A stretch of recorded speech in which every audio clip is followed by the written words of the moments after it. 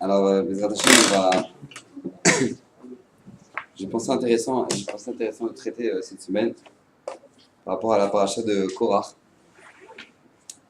un sujet qui est très important, qui est la force de l'influence. Vous savez que Korach, il a eu une force d'influence qui est inimaginable. Il a réussi à influencer 250 Raché Sanhedrin, Talmidei Chachamim, parce que les géants de la Torah, il a réussi à les influencer dans sa marloquette contre Moshe Rabbeinu et Aaron. Il voulait faire une marloquette, il voulait dire comment ça se fait que vous, Moshe et Aaron, genre le frère il est le roi et c'est Moshe, et sans piston, sans aucun piston, genre Aaron il est Kohen Gadol. Ah, qu'est-ce qui se passe? Bizarre ça. Et donc il a commencé à créer une marloquette jusqu'à ce que Moshe Rabbeinu lui dit sache que voilà, Hachem il va montrer de par lui-même que c'est pas moi qui ai choisi Aaron, c'est la grandeur d'Aaron qui s'est faite valoir. Et il va faire une marloquette. Il va voir, on voit dans le Moussa que la majeure partie de ceux qui vont chuter, c'est la tribu des Reuven qui était en fait dans les camps, dans les répartitions des camps des Lévim. Donc il y avait le Mishkan au milieu du Ham Israël, il y avait les tentes des Lévim, et autour il y avait les Bnei Israël. Et à côté de la tente de la tribu de Kehat, qui était la tribu de Korach, et bien qu'est-ce qui va se passer? Il va y avoir Reuven, il y a la tribu de Reuven, donc ils vont être très influencés. De là, le fameux klal, Oy le Racha, Oy le Shreno, nous dit Rashi, Oy la Racha, Oy le Shreno, à celui qui le fréquente, celui qui est à côté de lui, il se fait influencer par lui. Reuven se fait influencer par Korach, et donc tu m'y mets là, Reuven va tomber, va chuter, les Raché Sanhedrin vont tomber, et ils vont tomber dans le trou. Et il faut savoir que Korach, c'était pas juste un rebelle. Korach, il faisait partie de ceux qui portaient le Haron à Kodesh. C'est-à-dire que le Haron, où il y avait les Luchot, où il y avait le Sefer Torah écrit par Moshe Rabbeinu, c'est marqué dans le Chazal que si la tribu de Kehat, qui était les responsables de porter la menorah, le Haron, le Lechem Apani, le Shulchan, la table où il y avait les Lechem, bref, tous les ustensiles qui sont dans le Kodesh à Kodashim, qui sont dans le Mishkan, alors, si eux, ils étaient responsables de ça, c'est pour ça qu'ils étaient peu. Pourquoi ils étaient peu? Parce que c'est marqué qu'il suffit que si jamais il portait le Haron et qu'il n'avait pas une bonne kavana à ce moment-là, il mourrait. C'est-à-dire que Korach, il faisait partie de ceux qui portaient le Haron. Korach, nous dit Midrash, c'était la chavruta de Aaron à Cohen. C'était sa chavruta. Comment c'est possible qu'un homme chute comme ça? Et en plus de ça, on voit que, pas seulement il chute, mais il va influencer beaucoup de monde. 250 personnes, ils vont chuter avec lui dans le trou. Et on voit une particularité très spéciale. Vous savez qu'il y a plusieurs manières d'influencer une personne. On peut influencer une personne par la parole. On peut lui faire un beau discours. Et le fait de faire un beau discours, ça va endormir la personne. Ils sont payés pour ça, ça s'appelle des politiciens. D'accord? Politicien, c'est quoi le politicien? Un bon politicien, c'est pas celui qui a un bon programme, c'est celui qui sait endormir les gens. Ouais, il peut avoir un programme pourri. Mais le mec, il parle tellement bien que les gens, ils sont oh, ah ouais, lui c'est lui. Quand tu regardes son programme, il est pourrave. Mais qu'est-ce qui se passe? Non, lui, il le présente bien, il a de l'allure. Donc, du coup, lui, il parle, le Koach Hadibour, la force de la parole, il arrive à influencer. Il influence ceux qui l'écoutent. Qu'est-ce qui se passe? Ça, c'est la particularité de quoi? De la force de la parole. Maintenant, il y a une deuxième manière de pouvoir influencer le Ham Israël. Comment on peut influencer le Ham Israël? On peut influencer le Ham Israël, pas seulement le Ham Israël, mais les gens qui nous entourent. On peut les influencer aussi par quoi? Par la force de l'action. Par l'action. Vous savez qu'il y a une particularité. Vous savez qu'ils ont fait une analyse, c'est incroyable de regarder ça. Ils ont fait une analyse entre les États-Unis et le Canada. Je ne sais pas si vous avez entendu ça. Ils ont fait une analyse entre les États-Unis et le Canada. Ils se sont rendus compte qu'en fait, proportionnellement, il y a autant de gens qui ont de permis d'armes aux États-Unis qu'au Canada. Proportionnellement, il y a autant de. Pourtant, tu regardes aux États-Unis, il y a des meurtres, des trucs de fou. Hein, dans le film, c'est rien par rapport à ce que. Et à côté de ça, au Canada, les gens ils vivent avec les caribous, les ours. L'ours est descendu de la montagne à la fin de l'hiver car il voulait manger. Et ils sont analysés, ils disent, c'est ce truc de fou. Proportionnellement, il y a autant de Canadiens qui ont des armes que d'Américains qui en ont. Aux États-Unis, ils se déchirent, les gens ils ferment la porte à 3 verrous, ils regardent. Ils sont paniqués. Au Canada, tu rentres chez les gens, tu ouvres la porte, oui, salut, ça va et tout. Ils ne ferment même pas la porte. Qu'est-ce qui se passe? C'est bien. Ils se sont rendus compte qu'en fait, c'est ce qu'ils regardaient à la télé. Quand tu regardes les informations à la télé américaine, je ne sais pas si vous savez, il y a une chaîne américaine qui est spécialisée dans quoi? Dans les courses-poursuites. C'est-à-dire 24 heures sur 24, si vous intéresse, voilà, le mec il a envie de se faire un film, voilà, je vais me regarder une course-poursuite, il peut regarder, il a une chaîne télévisée qui se course-poursuite en direct, ouais. Donc les mecs, ils vivent avec ça, ils vivent avec la violence à la télé, ils voient ça. Et c'est ça aux informations, l'autre il a tué l'autre, l'autre il a violé l'autre. Donc c'est que ça aux informations. Donc forcément, eux, ça crée une terreur, ça les influence, et ils ont peur. Donc du coup, eux, l'arme, c'est plus devenu un synonyme de défense, c'est devenu un synonyme d'attaque. Alors qu'au Canada, tu regardes les informations, bon, chute de neige de 15 cm sur la ville. Bon, bah, c'est super. Et donc les hiboux ont froid, donc on s'inquiète du hibou. Ouais. Donc quand les gens ils regardent ça, bah, les gens ils sont pépères quoi. C'est-à-dire qu'ils sont tranquilles. Ils ont leur arme, elle est accrochée. C'est vrai, ils ont un permis d'arme, elle est accrochée dans le salon, tranquille. Quand j'irai faire ma chasse. C'est comme ça que ça se passe. Pourquoi? Parce qu'on a un deuxième moyen d'influence. C'est quoi le deuxième moyen d'influence? C'est tout simplement par l'action. L'action d'un homme sur nous influe. Donc pas seulement la parole de quelqu'un, pas seulement la parole d'une personne, mais même l'action d'une personne. Quand on voit des gens faire des choses pourries, on devient pourri. On voit des choses faire des choses bizarres, on voit des gens faire des choses bizarres, on devient bizarre. On aime, on est accroché aux ambiances bizarres. Ben, on devient quelqu'un de bizarre. Qu'on le veuille ou non, c'est comme ça. On est influencé à la personne. Mais vient la paracha à Tachavoua et nous dit un yesod encore plus puissant que ça. Encore plus puissant. C'est marqué dans Parachat de Korach. Korach, non seulement il avait une influence. D'ailleurs, ça, avant ça même, on voit ça de Yaakov. Vous savez qu'Yaakov, qu'est-ce qu'il dit? Il dit à son frère, il va vers Esav. Et avant de rencontrer Esav, il dit à son frère, il dit à Kadosh Baruch Hu, il dit Atzileina miyadachim miyad Esav. Akadosh Baruch Hu, sauve-moi de la main de mon frère, de la main de Esav. Atzileina miyadachi ou miyad Esav. Demande les Mefarshim, qu'est-ce que ça veut dire? C'est bon, si j'ai compris, si Yadachi, Achor Hachem, il ne sait pas qui c'est ton frère. Atzileina miyadachi, c'est Esav. Ouais.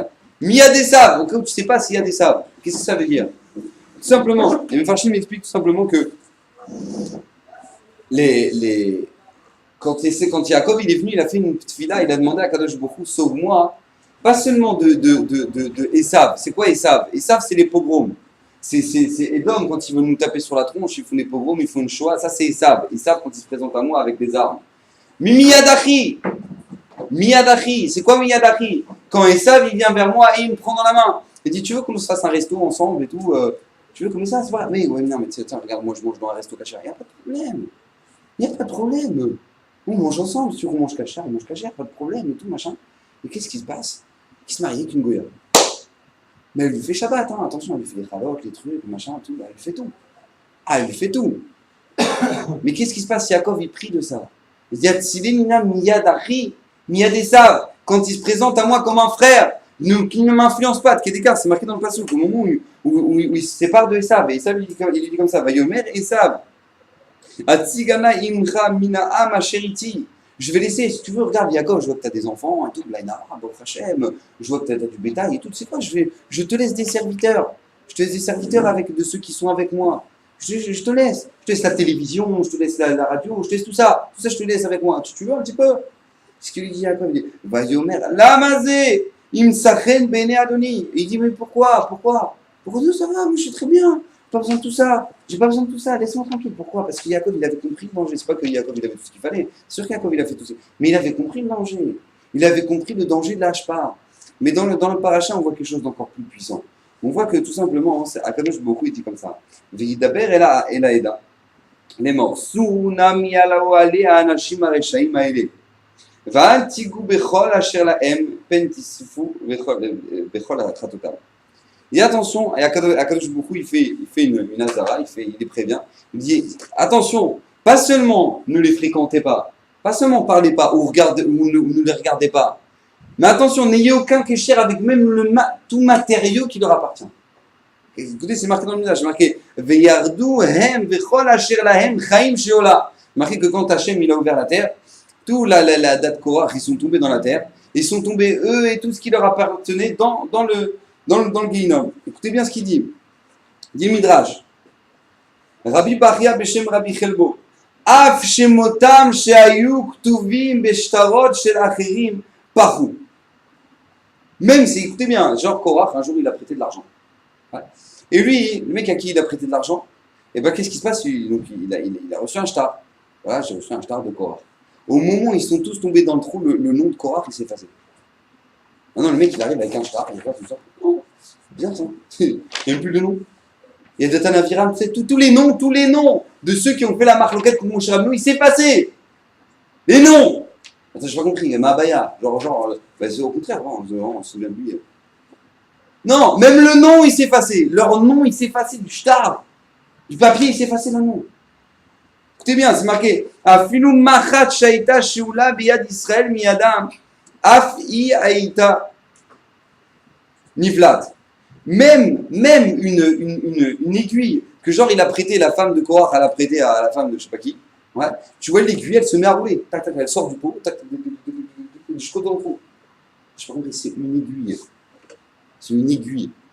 Alors, je pète un câble. C'est quoi? C'est une aiguille. Et quel problème d'une aiguille? Non, ça appartient à Korach. Et alors? Tu sais c'est quoi le danger? Tu risques de te faire influencer d'une aiguille. Alors si on ne nous l'avait pas dit, alors franchement il fallait la Torah pour nous le dire. Et on voit ça dans plusieurs endroits. On voit ça dans plusieurs endroits la Torah. Vous savez que c'est marqué comme ça, que Amalek. Vous savez qu'on a une mitzvah d'effacer le nom d'Amalek. D'accord? On a une mitzvah d'effacer le nom d'Amalek. Ça veut dire effacer le nom d'Amalek. C'est-à-dire non seulement tu le tues, lui, tu tues sa femme, tu tues ses enfants. Mais pas juste tu tues sa femme, tu prends son bétail et tu le tues. Maintenant imaginez-vous, il y a un petit agneau. Ouais, un petit agneau, tout mignon comme ça, un petit agneau. Il est là comme ça, T'arrives avec une épée, bam, dans la tronche. T'arrives avec un marteau, bam, t'es Amalek. C'est un agneau. C'est un agneau. Qu'est-ce qu'il t'a fait? T'arrives et tu l'éclates l'agneau. Tu éclates l'agneau. Pourquoi? Parce que c'est Amalek. Mais quel rapport entre Amalek, Hitler, ouais, et son agneau? Et Hitler, il avait un agneau. T'arrives dans le jardin d'Hitler et tu éclates tous les agneaux. Tu les éclates tous. Plus de vaches, plus de trucs. Plus rien. Non seulement tu lui, sa femme, ses enfants, mais sa vache, son chien, son chat. Mais quel est le problème? Makara. Tu sais, t'as peur de l'agneau. Genre tu vas t'embrouiller avec le mouton après. Qu'est-ce qui se passe? Et on voit qu'on nous demande, Zéchia, d'effacer Amalek. C'est quoi? Tu détruis tout. Pas seulement lui, pas seulement sa femme, pas seulement ses enfants, même son agneau. Makara. On voit même ça, et c'est un truc incroyable, on voit même ça chez Moshe Rabbeinu. C'est que Moshe Rabbeinu, il s'est passé un miracle.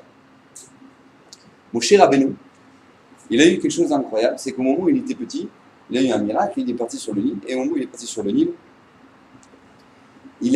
donc la fille de Paro, elle le récupère, et le problème, c'est qu'il fallait l'allaiter. Gros problème technique, c'est que Moshe Rabbeinu ne prenait le lait d'aucune égyptienne. Ne prenait le lait d'aucune égyptienne. Il fallait trouver une fille israélite. Pourquoi? Pour nourrir le Moshe. Maintenant, qu'est-ce qui se passe? Nous dit Rashi à la Makom, pourquoi Moshe Rabbeinu, lui, qu'est-ce qui se passe? Il n'a pas bu du lait. Tu veux savoir pourquoi Moshe Rabbeinu, il n'a pas bu du lait?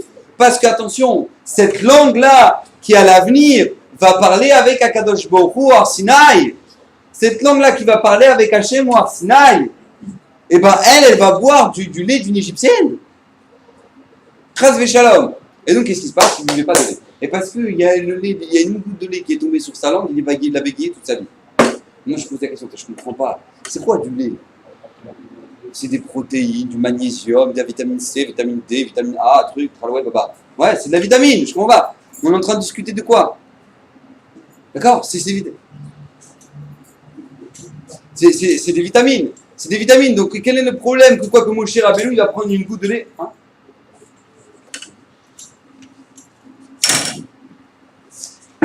Quel est le problème que Moshe Rabbeinu Makara, que Moshe Rabbeinu va faire avec le lait? Parce qu'il va prendre une goutte de lait, alors genre du coup il ne pourra plus parler avec Hachem. Donc du coup qu'est-ce qui se passe? Attention, tu vas ne pas prendre une goutte de lait. Donc on voit déjà un chidouche extraordinaire. Que pas seulement l'influence, elle nous vient de quoi? De par la parole. Pas seulement l'influence, elle nous vient d'une action d'une personne. Mais l'influence, elle nous vient même d'un objet. Elle nous vient même d'un objet. Donc ça, c'est la première question qu'on va se demander, qu'il faut comprendre comment ça se fait, comment Hachem, comment c'est possible un truc pareil qu'un objet, il reçoit machpia d'un objet. La deuxième question, c'est que vous savez que quand Akadosh Baruch Hu nous a sortis d'Égypte, il dit je vous sors d'Égypte pour vous emmener en Eretz Kenan. Maintenant, c'est quoi Eretz Kenan? Il nous dit Akadosh Baruch Hu, attention, et il fait plusieurs hazarot dans la Torah, il fait plusieurs avertissements à Hachem dans la Torah. Mais attention, quand vous allez arriver en Eretz Kenan, attention, il faudra faire attention de ne pas faire les actions que eux ils font. Parce que c'est vraiment des actions super pourries qu'ils font.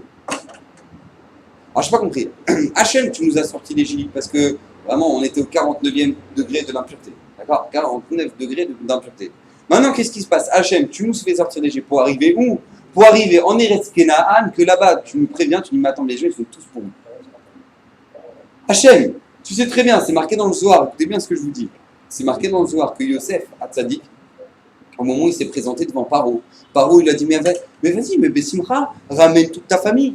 Ramène-les, je leur donnerai du meilleur de la terre, etc., etc., etc.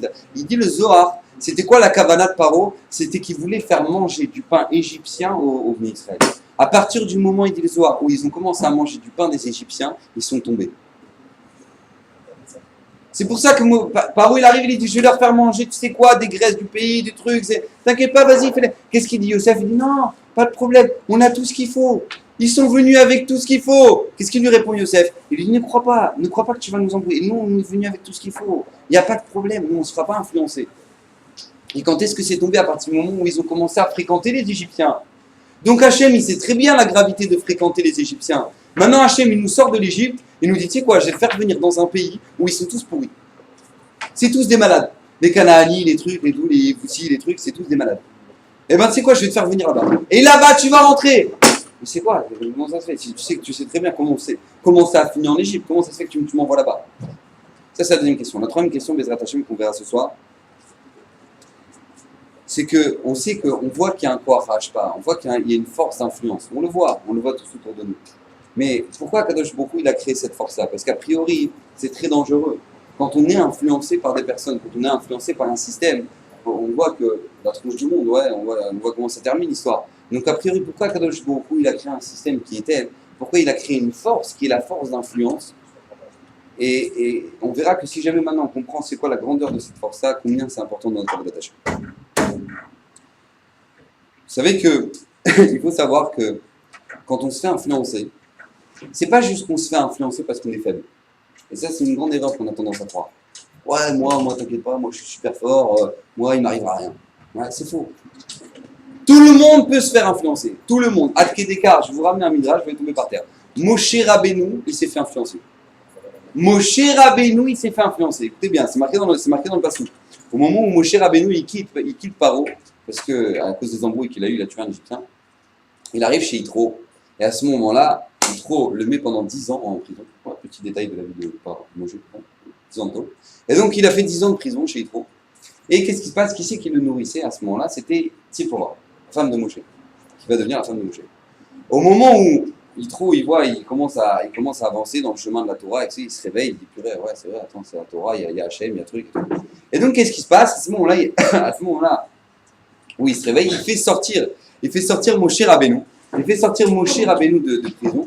Et à ce moment-là, Moshe demande la main de Tzipora. Écoutez bien, marqué Vayoel Moshe la Shevet et Taïch. Veiten et Tzipora bito les Moshe.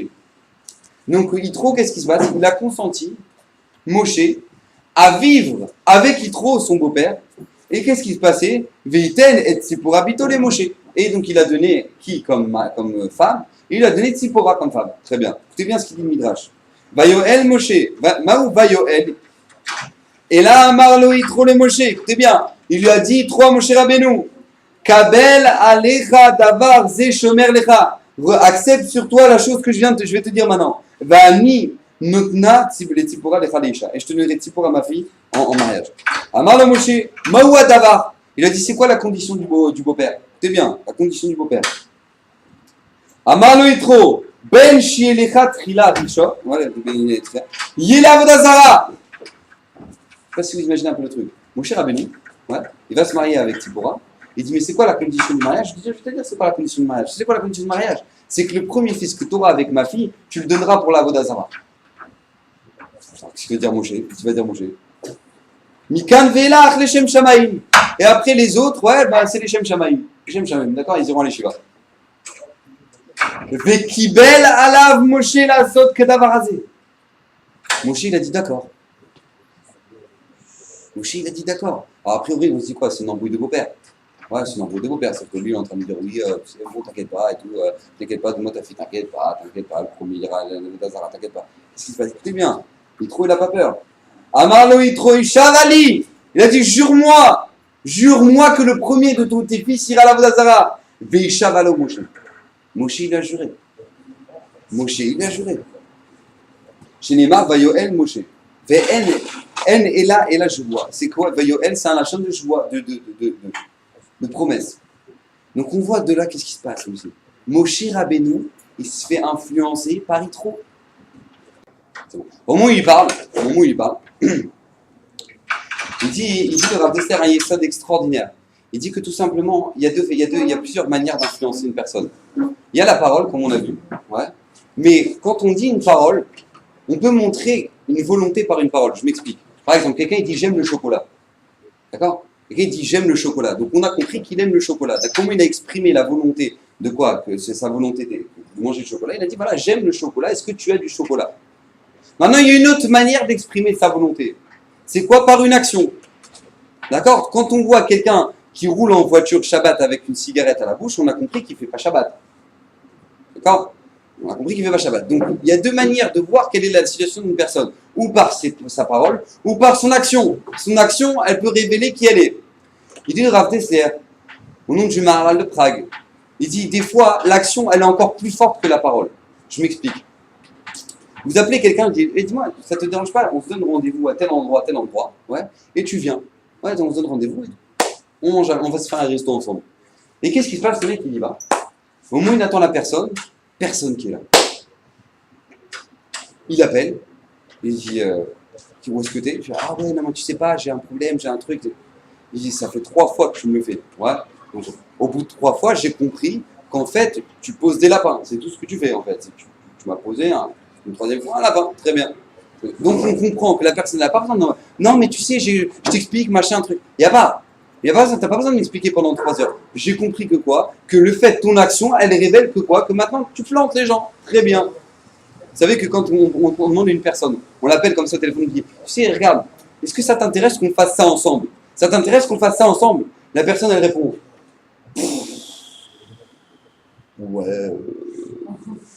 ouais, d'accord. Donc, t'as pas besoin qu'il te parle. Ouais, d'accord. Il suffit que rien que déjà, t'as vu la tronche qu'elle avait la personne au moment où tu lui as demandé de faire le truc. Ouais, t'as compris que ça ne chauffe pas du tout. D'accord? Au moment où Moshe, il dit, le Maharal, c'est pas que Moshe il a dit à Yitro, il a dit oui, je te jure, je donne mon premier fils à la Vodazara, je te jure, je te le donne, et voilà, je t'ai promis. C'est pas que Moshe il a dit ça à son beau-père. Mais c'est le fait d'accepter de vivre dans les alentours, dans la fréquentation de Yitro. Ça oblige que forcément tu vas te faire influencer par lui. Obligatoirement, tu vas te faire influencer par lui. Ça n'existe pas que si maintenant toi, dans la situation que tu es en train que tu es maintenant, que tu es Yitro, il ne savait pas tellement où il en était. Ouais, il vient de mettre 10 ans de prison en Moshe quand même. Donc il se cherchait un peu. Tu décides de vivre dans la fréquentation de cette personne-là, sache que tu vas être influencé.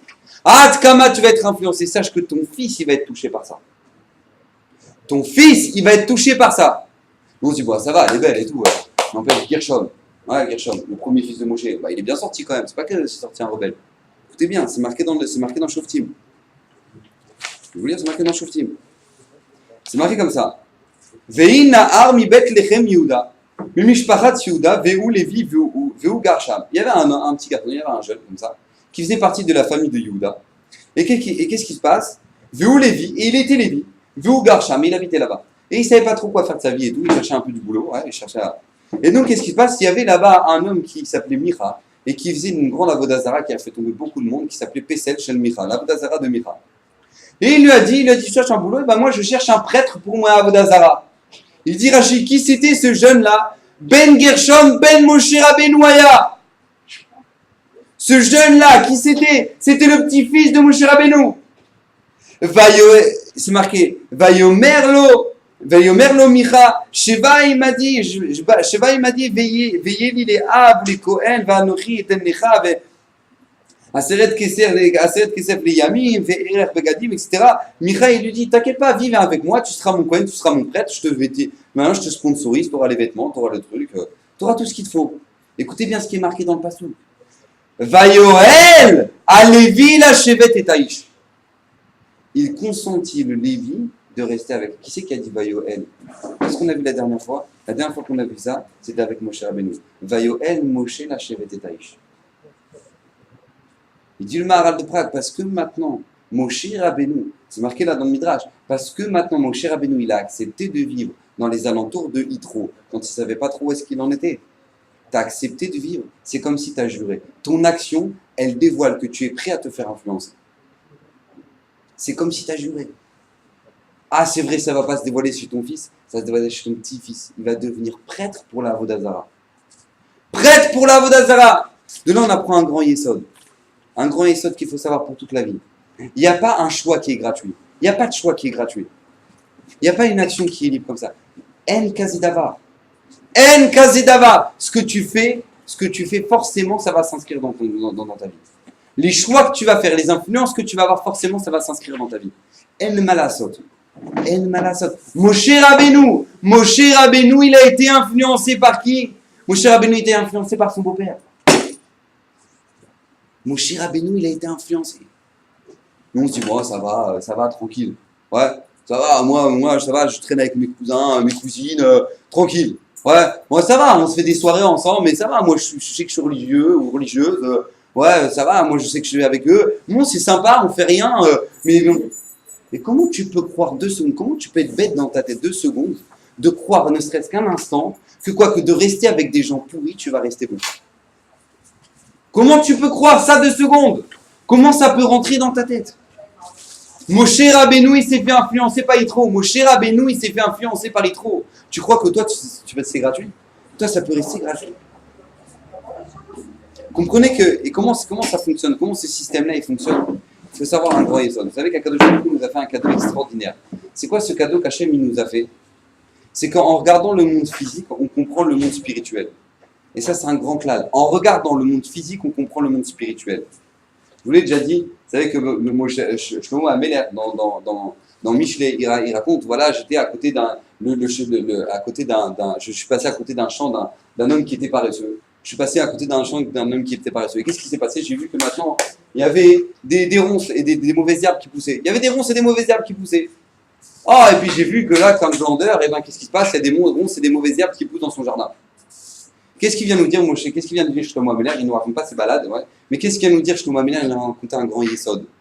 Il vient nous dire tout simplement, comprenez, que quand quelqu'un il est paresseux, ouais, de la même manière que quand quelqu'un qui laisse un champ, tu verras jamais un champ de blé qui est forcément, qui pousse naturellement, ça n'existe pas. Si tu vois quelque chose de naturel, tu regardes l'Amazonie.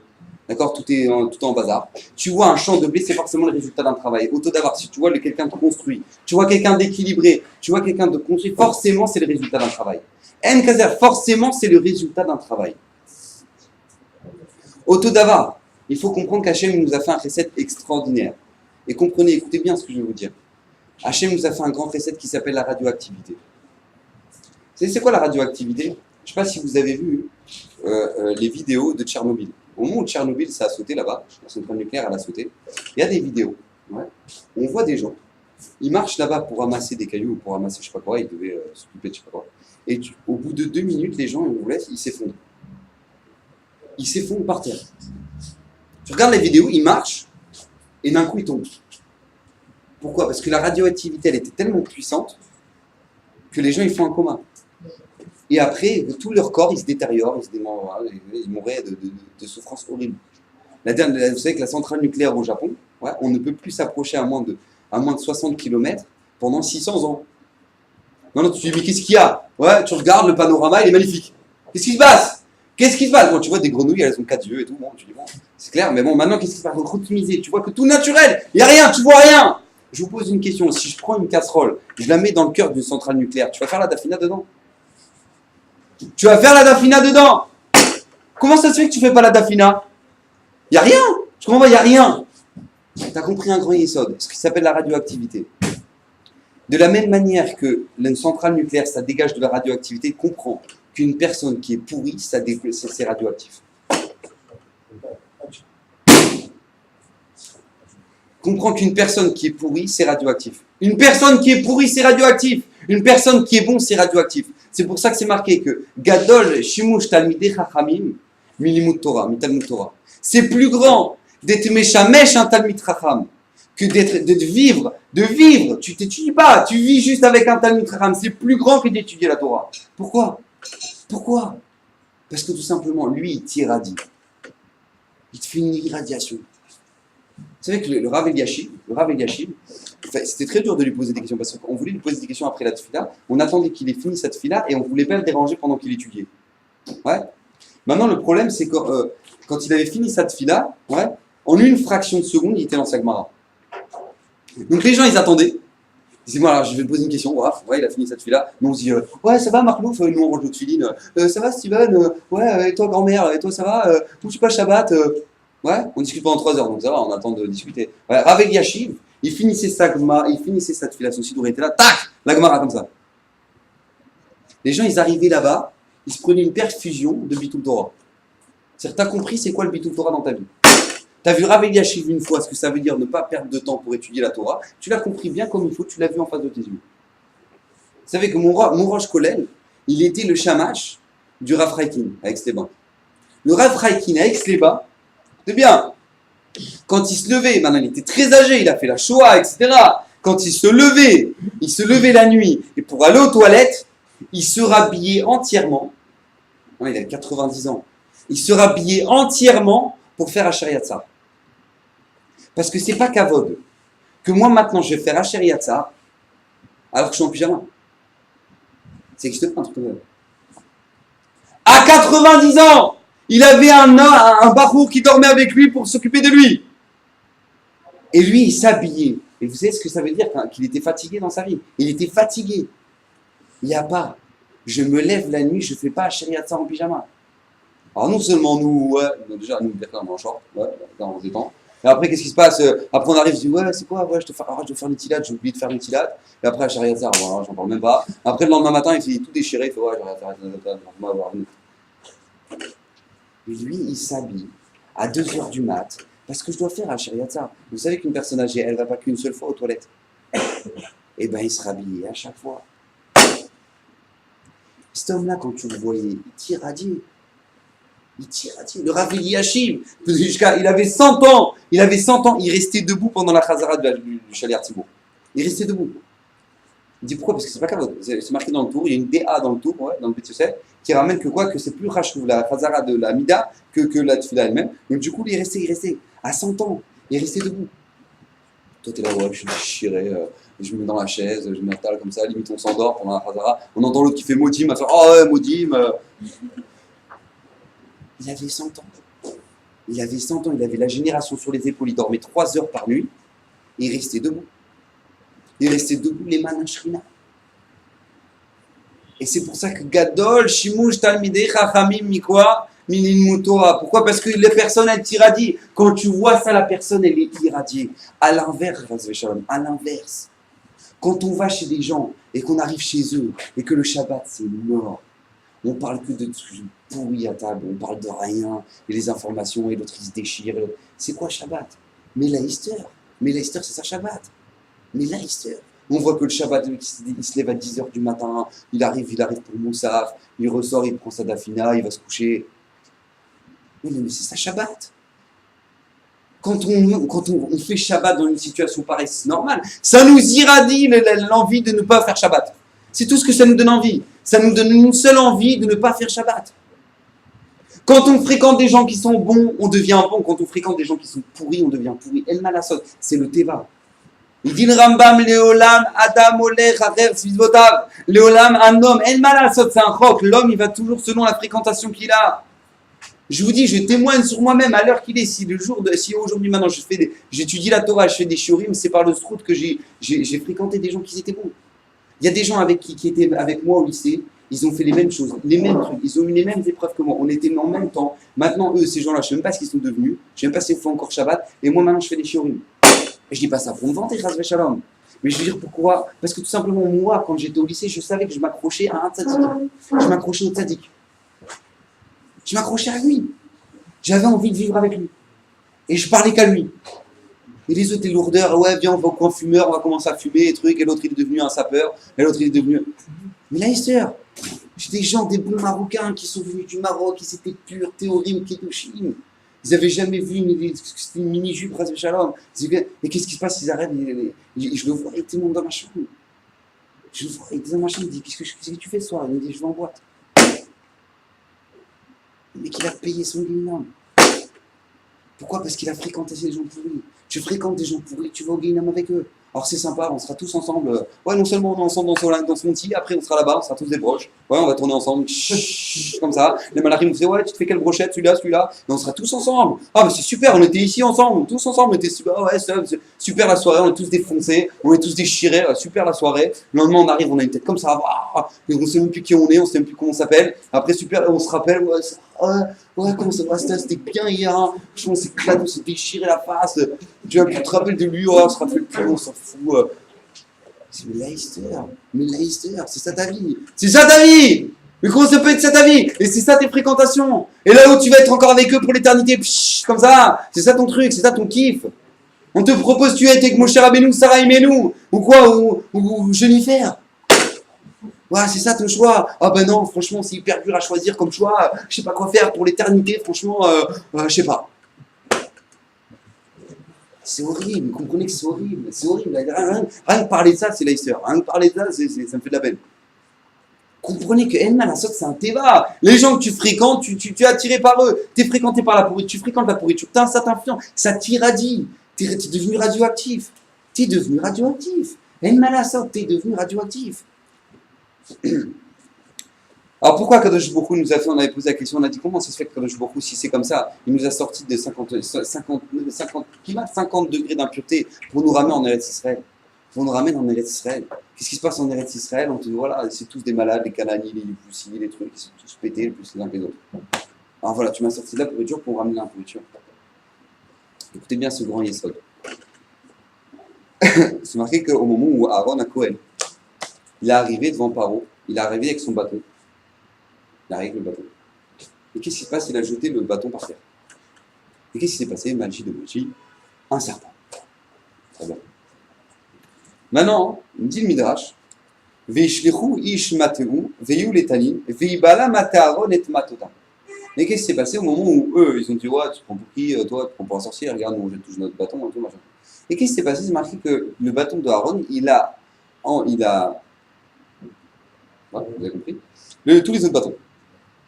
Amar Rabbi Yossi bar Rabbi Hanina. Écoutez bien ce qu'il dit le Midrash. Le Midrash de folie. Nes gadol naase bemate. Alors attention. Il s'est passé un grand miracle avec le bâton de Aaron. Chez Afalpi, chez Bala kol otanamatot shishlichu. Que bien que maintenant, il a avalé tous les bâtons qu'ils ont envoyés les sorciers. C'est bien. Shayu Rabim la sot me'em asaraim amarim. Ils étaient longs, beaucoup à faire des miracles. Donc il a avalé beaucoup de bâtons. Vélo est là. Qu'est-ce qui s'est passé? Il n'a pas pris de poids. Nesgadol, grand miracle. Le bâton de Aaron, il ne s'est pas épaissi.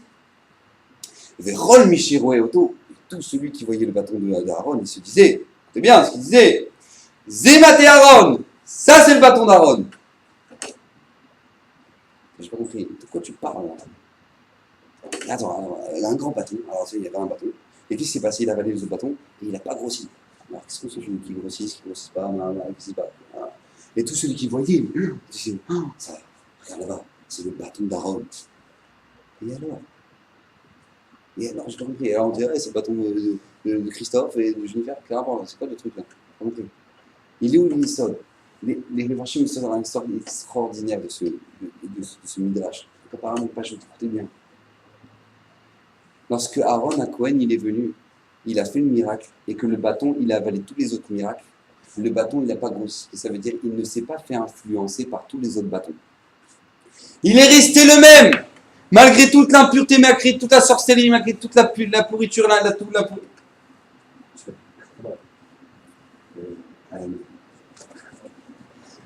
toutes les impuretés, malgré toutes les pourritures qu'il peut avoir, qu'il pouvait avoir dans ces bâtons qui servaient à faire de la magie, malgré tout ça, qu'est-ce qui se passe?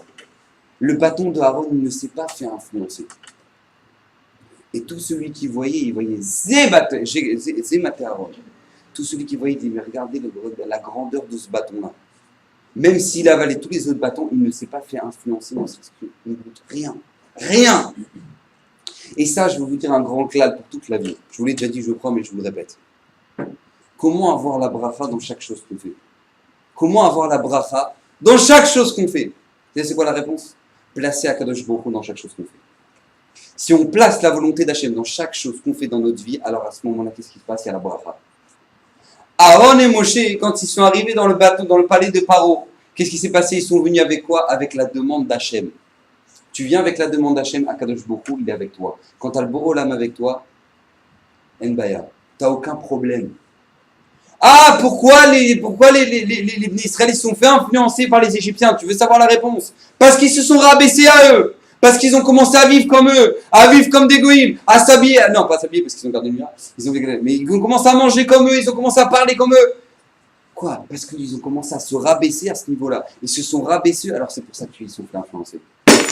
C'est marqué, écoutez bien, que Yaakov Avinu, au moment où il arrive devant Esav, il dit Lavan, garde, j'ai habité avec Lavan, il dit Aya veili shor vechamor, j'ai des shor et des chamor. Il dit Chafetz Chaim, qu'est-ce qu'il est en train de dire Yaakov? C'est pas juste qu'il est en train de dire oh ben c'est super, j'ai ramené mon troupeau, j'ai des vaches marguerites, et c'est pas ça qu'il est en train de dire. Yaakov il est en train de dire tu veux savoir toi Esav, comment j'ai pu vivre avec la plus grande pourriture du monde, qui est Lavan, Tu veux savoir comment je ne me suis pas fait influencer par ce malade mental et que je suis resté Yaakov? Tu veux savoir? Veili shor vechamor. Pour moi, il était comme un shor et un chamor. Quand je voyais Lavan, je ne voyais pas un homme, je voyais un shor, un chamor. C'est tout ce que je voyais un shor et un chamor. C'est comme ça qu'on doit vivre. C'est comme ça qu'on doit vivre. En malasot, si tu veux ne pas te faire influencer par toute la touma qu'il peut y avoir, on te demande une seule chose. Mets Hachem dans ce que tu fais. Place Hachem dans ce que tu fais. Vous savez que Noah, une grande question. Noah, il s'est marqué que comment ça se fait qu'Akadosh Baruch Hu il a fait avoir des enfants plus tôt à Noah, alors que toute la génération ils avaient des enfants beaucoup plus tard. Noah, il a eu des enfants plus tôt, pourquoi? C'est bien. Non, excuse-moi, faux. Noah, il a eu des enfants beaucoup plus tard que toute la génération. Ils avaient des enfants vers 100 ans et tout. Mais qu'est-ce qui s'est passé? Là, non, Noah, il a plus de 500 ans. Pourquoi? C'est bien. Parce qu'Akadosh Baruch Hu, il a dit, il faut que tous ces enfants ils soient mineurs au moment où ils rentrent dans l'arche pour pas qu'ils aient fauté. Première raison. Parce que si jamais ils sont majeurs, ils ont fauté, ils vont devoir mourir avec le reste. Et si jamais ils sont tzadikim, c'est bien, Traloued. Si jamais ils sont tzadikim, il faut faire d'autres bateaux. Alors je comprends. Si jamais ils sont rechaïm, je comprends, ça fait du mal. Noir, le pauvre, il a tout donné ma boule et ses enfants ils vont rester dans l'eau. Là, ça fait les boules. Mais qu'est-ce qui se passe si jamais ils sont tzadikim? Si jamais ils sont tzadikim, eh ben il faut faire d'autres bateaux. Et alors, fais des bateaux. T'as 500 ans pour les faire, ça va, c'est pas. Fais des bateaux. Il dit Raphaël Shmulevitch que quand Noah il faisait le bateau, c'est pas qu'il faisait un bateau. Tac, tac, tac, je prends un clou, je vais chez le roi Merlin, je prends une poutre. Oui, alors très bien, on peut faire comme ça, on prend trois clous, tac, tac, tac. C'est pas ça qu'il était en train de faire. Au moment où il était en train de construire l'arche, il était en train de construire le Teva Noah, il était en train de construire ce qui va sauver le monde. Il avait des cavanotes extraordinaires de Kabbalah au moment où il était en train de frapper les clous. C'était un bateau qui va sauver l'univers. À Kedekar, c'est marqué dans le Midrash que la poutre centrale du Tevat Noah, c'est sur elle que Haman va être pendu. C'est la poutre que Haman va trouver pour vouloir pendre Mordechai et sur lequel lui va être pendu. Pourquoi sur cette poutre-là? Parce que tellement Noah, il avait mis des cavanotes extraordinaires dans la construction de ce bateau. Hachem, il savait qu'il ne pouvait pas lui demander de construire un autre bateau. Ça demandait tellement de force, tellement de corrobe pour pouvoir influencer ce bateau, qui soit un bateau de vie, qui ramène la vie, pas seulement maintenant, mais dans les générations, et même quand tout le Ham Israël va être en danger. Au moment où Haman, il va leur taper sur la tronche, qui sait qui va le pendre, ou sur quoi il va être pendu, Haman? Sur ce bateau-là. Sur ce bateau-là. Ne vous posez pas de questions comment ça se fait, tu vois la canne de Baba Salé, tu dis, oh, c'est la canne de Baba Salé. Et alors, c'est une canne, c'est du bois. Non, c'est la canne de Baba Salé. Et alors? C'est la canne de Baba Salé. Je ne peux pas t'expliquer. C'est radioactif. Je peux vous assurer que si jamais je prends votre sidour et que je le donne à Rav Ovadia Yosef et qu'après je vous le rends, vous allez l'encadrer. C'est le sidour sur lequel Rav Ovadia il a fait sa tefila. Et alors? Ça reste des feuilles et du papier et de l'encre. Qu'est-ce qu'on s'en fout? C'est Rav Ovadia qui a fait sa tefila. Et alors? C'est comme ça que ça marche. C'est comme ça que ça marche. C'est radioactif. Quand toi maintenant tu as de la pourriture à la maison, tu as un écran plasma avec de la pourriture dedans, et ben tu es en train d'irradier ta maison de pourriture. Et ta maison elle devient pourriture.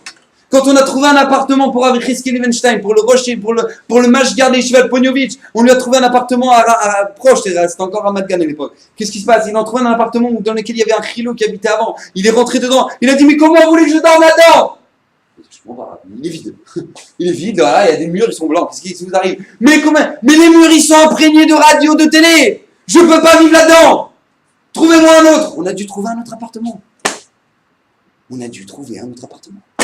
On se dit, bon, ça va, détends-toi. Qu'est-ce qui se passe là? Qu'est-ce qui t'arrive?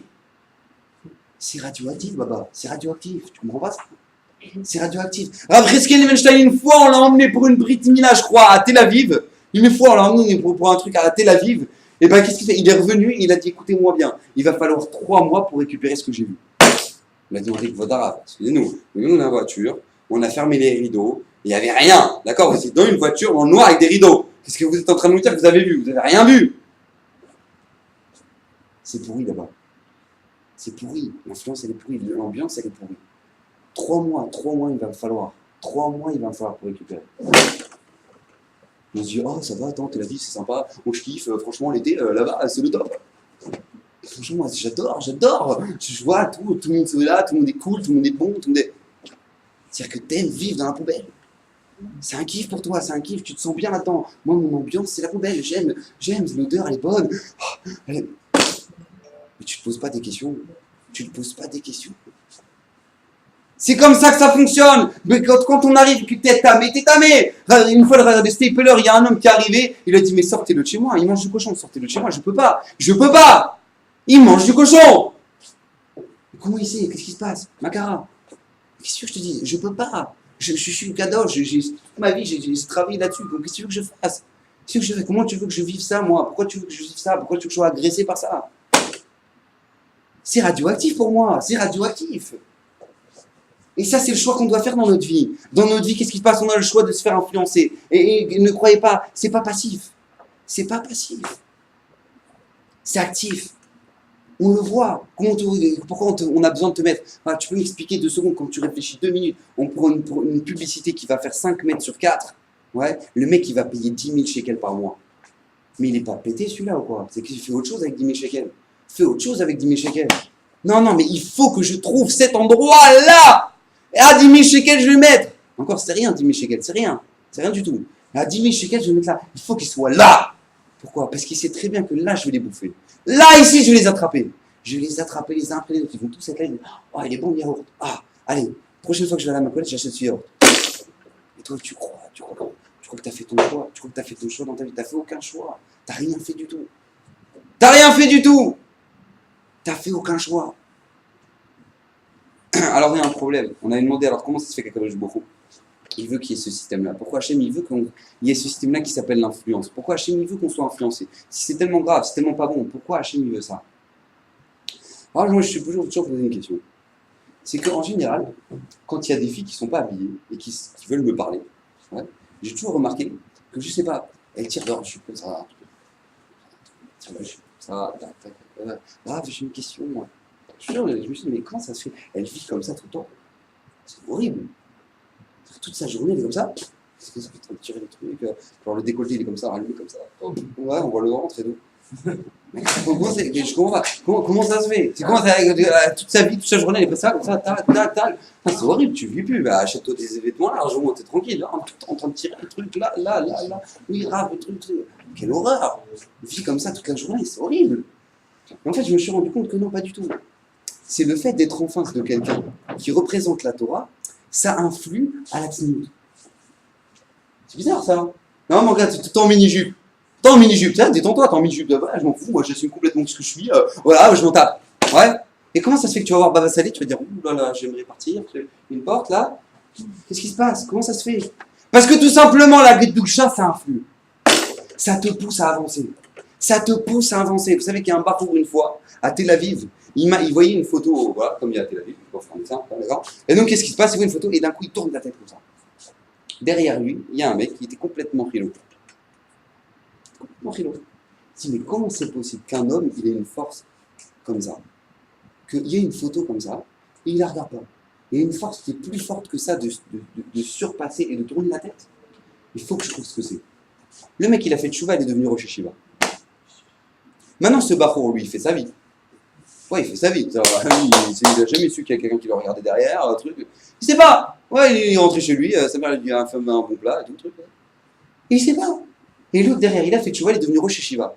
Lui, quand il va arriver après 120 ans, écoutez bien, ce Bachour, quand il va arriver après 120 ans, on va lui présenter des tonnes, des tonnes et des tonnes, des tonnes, des tonnes de malachim qui vont venir par milliards de toutes les mitzvot. Alors il va dire, Hachem, avec tout respect, je crois qu'il y a un problème, c'est pas moi ça. J'ai pas fait moi ça.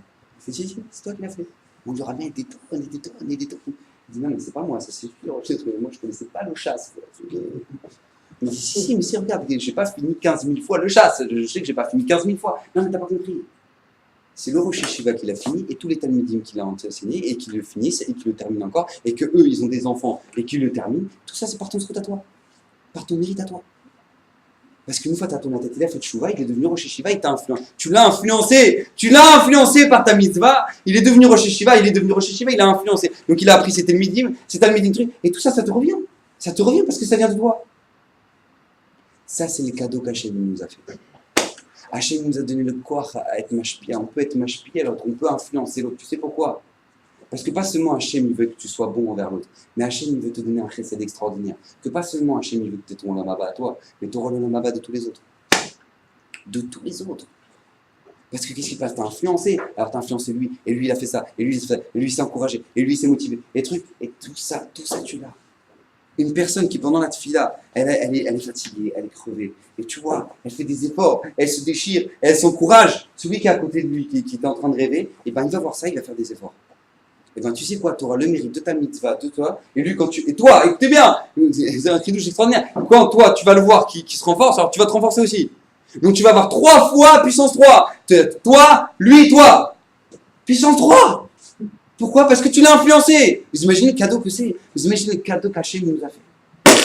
Que toi, quand tu te renforces, tu arrives dans ta maison, tu dis voilà, j'ai envie de la Kedusha dans cette baraque.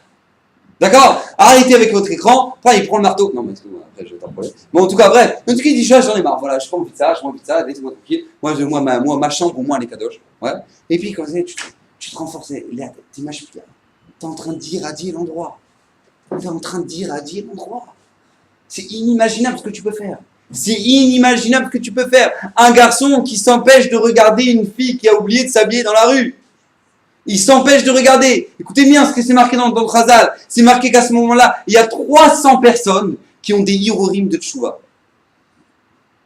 Ça veut dire, le mec il est tout seul dans la rue. La fille elle a oublié de s'habiller. Et qu'est-ce qui se passe lui? Il ferme ses yeux, il fait attention. Et à ce moment-là, au moment où il ferme ses yeux, c'est marqué les portes du ciel elles sont ouvertes, il prie et cette fille-là doit son côté. Il y a 300 personnes dans le monde qui font le tchouva. Le mec il est en Thaïlande là-bas, il est en train de fumer le 4e joint. Et ben il est en train de se dire purée, peut-être qu'il faut que j'arrête mon délire là. Peut-être qu'il faut que j'aille voir un rabbin. Et d'où ça vient? Tu sais pas toi d'où ça vient. Après dans l'Olam Haba on va se dire mais tu sais c'est par ton scout à toi. Parce que toi t'as vu ça, t'es mis de Gaber.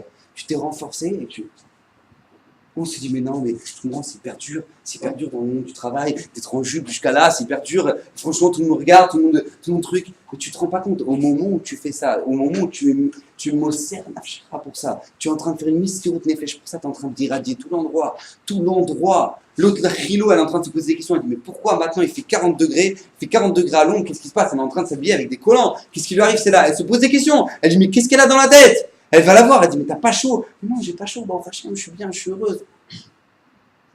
Elle se pose des questions. Mais qu'est-ce que t'en sais toi? Tu sais toi combien tu peux influencer? Tu sais? T'en sais rien. On sait pas, on peut te voir un jour, on peut te voir faire. Tu t'arrêtes à un feu rouge, voilà, il n'y a pas de voiture, c'est marqué un feu rouge. Tu t'arrêtes. Tu dis voilà, ben, je pourrais traverser à pied, il n'y a personne qui me voit. Non, tu t'arrêtes. Il y a un chauffeur qui est rilo, il voit ça, il dit purée, le religieux, il s'est arrêté. Non, c'est qu'il s'arrête, il n'y a pas de voiture, il n'y a pas rien. Hein. Comment ça se fait? Tu représentes les maîtres à ce moment-là. Tu représentes les maîtres, tu le fais réfléchir. C'est inimaginable la chance qu'on a. S'imaginer ce cadeau extraordinaire qu'Hachem nous a fait, qu'au moment où on prend sur nous quelque chose, on irradie l'endroit, on fait poser des questions aux gens. Quand on voit quelqu'un qui est émet, qui est vrai, qui est aimé dans sa vie, qui sait ce qu'il veut dans sa vie, qui sait les valeurs qu'il veut rapporter dans sa vie, qui sait qu'il veut ramener Hachem dans sa vie, qui a une seule chose, c'est la présence de la Shrina dans sa maison, et bien il irradie. Il irradie. Une fois, il y en a qui sont passés Shabbat à la maison. Ils nous ont dit, Rav, vous n'avez pas besoin de parler. On n'a pas besoin d'entendre votre discours pendant 3 heures. Il suffit de voir comment vous vivez. C'est bon. J'ai plus envie de quitter cet endroit. Ils nous le disent. Les gens qui viennent chez nous, ils nous disent. Ils nous disent, on n'a pas envie de quitter cet endroit. On est bien. On se sent bien. Il n'y a pas l'autre idée où on arrive à la table, on se déchire tous. Ouais, toi, ta mère et ton père, ouais, d'ailleurs, je l'ai vu dans la rue. Et... Il n'y a pas. Qu'est-ce qu'il y a, mon fils, t'as un vrai Torah à dire? Oh, Hachem, vas-y, fais un vrai Torah. Tu ramènes ça, t'irradies les gens. Tu vois qu'il y a la doucha, tu vois que la shrina, tu vois que la présence d'Hachem elle est là. Tu fais vivre les gens, t'irradies les gens, t'as même pas besoin de parler. Sans parler, tu peux irradier les gens, tu peux les influencer, tu peux ramener la doucha. Et ça, c'est le cadeau qu'Hachem nous a fait. Alors le pire, c'est comme on voit avec Korah. Oy les rachats, oy les shrino, oy au rachat et oy celui qui le fréquente. C'est vrai. Mais à l'inverse, tu as un potentiel extraordinaire qui est beau Hachem.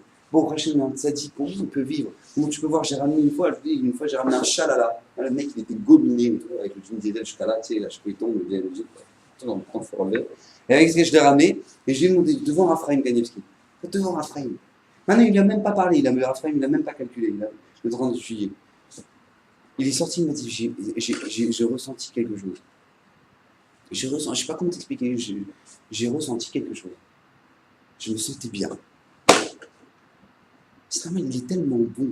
Cet homme-là, il est tellement bon. Toute sa vie, il cherche la bonté, il cherche à faire le top, il cherche à faire le bien, à faire le Retzon Hashem. Il cherche tellement ça toute sa vie que quand tu le vois, tu te sens bien. Il y a des gens, tu t'assois 2 secondes avec eux, tu parles 2 secondes avec eux, tu te dis, mais je vais me mettre, c'est pas possible, je sors d'ici. Les gens, ils sont fatigants. Le mec, il dit, ça va, toi, ouais, ça va, ouais, ça va. Ouais, toi, et alors que t'as fait, tu t'es baladé, ouais, je me suis baladé. Ouais, ça, voilà, alors qu'est-ce que tu fais alors, qu'est-ce que tu fais samedi soir? Ouais, tu fais ça, d'accord, ah, moi aussi, ok. T'as envie de mourir, quoi, la discussion, t'as envie de mourir. T'as pas un truc à avancer ou quoi? Ça va, arrête de faire ton philosophe. T'as envie de mourir, mais attends, je sais pas compris, qu'est-ce que tu fais de ta vie? Non, mais tu comprends, toujours les mêmes trips, toujours les mêmes blagues, les mêmes trucs, mais qui reviennent, toujours les mêmes blagues. On sort le soir, c'est toujours la même discussion, toujours les mêmes lourdeurs, les mêmes blagues. Ah, tu te rappelles de celle-là? Ah, tu te rappelles quand on a vu celui-là? Tu te rappelles quand on s'est mangé? Truc, et on sait même plus quoi dire, mais il faut qu'on avance, faut qu'on brode, alors on brode et tout, truc, après on dit ouais, c'est bien, et puis quand on est c'est tellement pourri que du coup on doit boire de l'alcool, parce que franchement l'ambiance elle est tellement naze que forcément faut arroser, parce que sinon il n'y a rien à faire. On se prend ou on boit? Bah alors on boit. Alors du coup, qu'est-ce qui se passe? Il boit. Et après, une fois qu'il boit, il dit qui s'est conduit, on est tous déchirés. Ah, on est tous déchirés, super drôle et tout. On dit, ah, franchement, c'était une bonne soirée, c'était bien, franchement, allez, c'est bien. Et tu vois, ta mère, elle est en train de elle a les larmes comme ça. Elle dit, oh maman, c'est marrant, t'as les yeux qui brillent, c'est marrant.